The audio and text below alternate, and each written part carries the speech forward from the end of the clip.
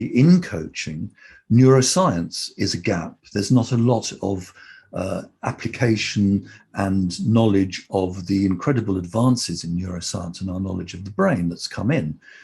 Now that's increasing, but it's important. So that interested me. So I'm very interested in many things, and then I like to kind of go into them, try to integrate them, and then make an offering of them in some way. Because we're going to go into the brain and the importance of the brain when we get into the expertise section. But it's interesting you said, so you're the director of Neuroscience Coaching Center. Mm-hmm. The application of neuroscience in coaching, as you said, is something that's not very well developed. Right. We've got lots of people who are neuroscientists that are doing MRIs and sort of start studying the brain and the activity of the brain and where in the brain that things are doing. Yeah. How did you come up with that, but what was your trigger to say, did you start reading about neuroscience and then see an application to coaching? How did you make that fusion between the two different areas? Well, originally, I got interested because I did a degree in kind of behavioral, I don't know what you would call it, deception detection, which was extremely interesting. And a lot of that was to do with how the brain works and the neuroscience of that. So I got very interested in that. And then, being a coach, I saw, well, there's a lot of stuff here about how the brain works, and it's growing all the time. They need to do something about this. So I actually went to New York, and I had a series of brain scans, not because I was ill, but because I was interested. Start with yourself, and see where it takes you. And I thought it was fascinating, and I did learn a lot. It clarified for me many things about how I think and how I act from that. But at the same time, of course, there is a divide between the domain of the brain, which is made of matter, and you don't coach a brain literally. But at the same time, the brain works in certain ways, which we're discovering, that are not always what we think or would like them to be, and we need to take that into account.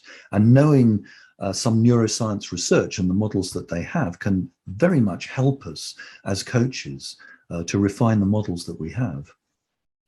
That's fascinating. So let's move on. Sorry, just want to say a couple of things, because the danger in neuroscience, which I've desperately tried to avoid as Scylla and Charybdis, is first of all, neuroscience as learning Latin names of all the brain parts. That doesn't make you a better coach. It can be interesting, but it doesn't. And then the other thing, the other extreme, is a lot of very general sorts of claims about left brain and right brain people. Where you take the science and then you generalize it out of existence in order to try to do something. And that's a danger as well. So I've tried to make the path between the two in terms of using neuroscience, and the subtitle of the book was Practical Applications of Neuroscience to Coaching. Right. And I suppose as a layman myself, it's quite difficult when you're talking about very complicated things like neuroscience. And I'm assuming the reason why we get that simplification of left brain and right brain is because for people like me, keeping it simple that we can understand those areas. How have you done that in your latest book? 19 books you've written, which is amazing. Your latest book, Coaching the Brain. How have you done that? How have you traversed between writing a meaningful, detailed book, but equally making it accessible for people to read as well? That's magic. That's just magic. I go into the pentangle in the garden and wave the magic wand. It's something I try to do. I think that it's, as a writer, it's really important that if you've got something important to communicate and you believe in it, then it's your responsibility, as it were, to take the hard work out of the research so that the reader doesn't have to go through the same sort of battles. So I write about what I'm interested in and what I want to learn about. I don't write from being, you know, an authority on it. I'm not. I'm a learner, and in learning, I think that I'm able to iron out some of the difficulties that people meet when they come across this stuff, and then hopefully put it down in a clear way so that they can take it and use it. So you're not, so you wouldn't say you're an authority on neuroscience and coaching? I'm pushing you a little bit on this because I find it absolutely fascinating that you're saying that you write books that you're interested in. You're not the authority on the area. That's quite. Yeah. Okay, so let's put it this way. Authority. I'm an author. Okay, so I write. That's one word. Author is also has a meaning around creator.